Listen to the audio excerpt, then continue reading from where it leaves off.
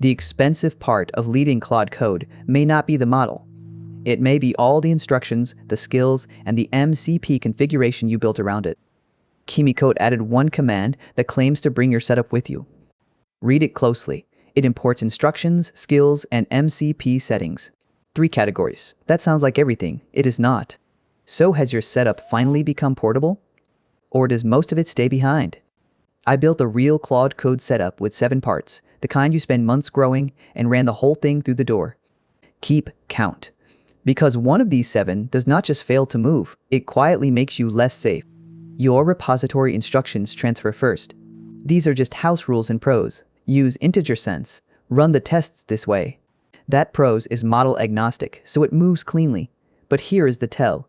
Kimi does not read Claude.md. It follows the AGENTS.md convention instead. Both skills move too, because skills are a shared open format. A skill is just a folder with a skill.md file, and Kimi reads that same format from the same shared folder. Same tool names, bash, read, write, and edit, so both of those skills keep doing their job. Your MCP server crosses too on the same file. The same .mcp.json, the same server tool naming.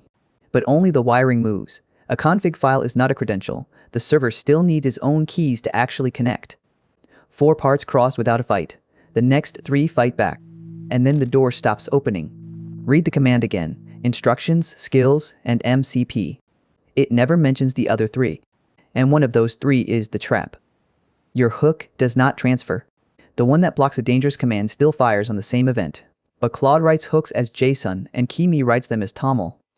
The event name matches. The payload your script reads does not, so you rewrite both the config and the script. Your custom agent is not imported either. But it is almost the same shape, same file, same prompt. Model becomes model preference, and Kimi adds fields. Claude never had. And here it is. The trap I told you to watch for.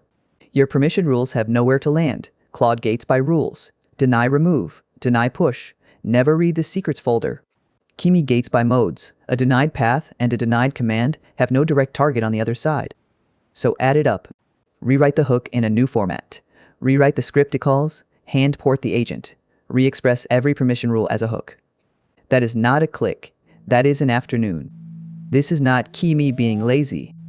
The import carries exactly the layer that was already standard. Instructions, skills, and MCP are open standards. Hooks, agent wiring, and permissions are each vendor's own harness.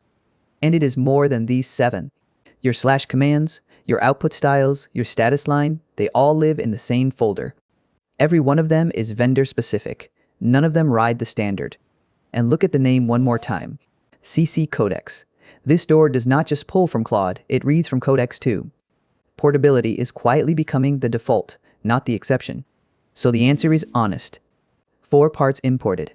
2 you rewrite. 1 you cannot carry at all. Your configuration is portable. Your behavior is not. If your setup is mostly instructions, skills, and MCP, leaving is nearly free. But if your safety depends on hooks and permission rules, budget a rewrite. And do not paper over it with YOLO mode. So here is how you stay portable. Keep your real knowledge in the shared files. Instructions, skills, MCP, and keep your guardrails few and written down so rebuilding them is an hour, not a rediscovery. Portability did not come from one company's import button. It came from open standards that both tools already agreed to read. The model is now the easy part to swap, so own your setup in the layer that travels.